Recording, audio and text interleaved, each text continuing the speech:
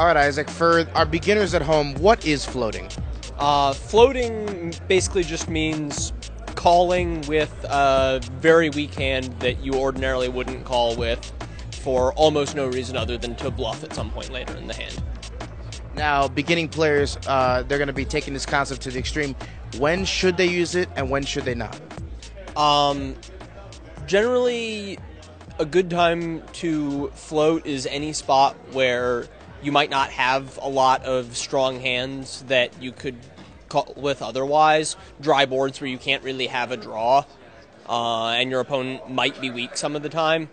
You can float, and then you get to the next street, and from your opponent's perspective, some of the time you have top pair, and the rest of the time you have something very weak that you called with, and then when they check to you, because you only have something pretty strong like top pair or occasionally a float, then you can get away with making the bluff once they check.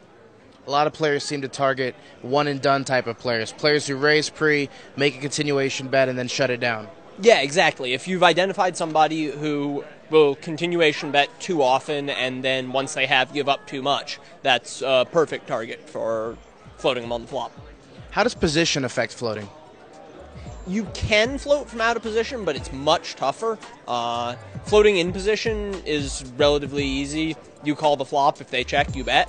From out of position, you have to call the flop and then check the turn to them and hope they check back. And then if they do, you get to bluff the river. And two cards come off. They have much better chance to pick something up that they can pay you off with. And it's just much more difficult to pull off from out of position, though you can still do it.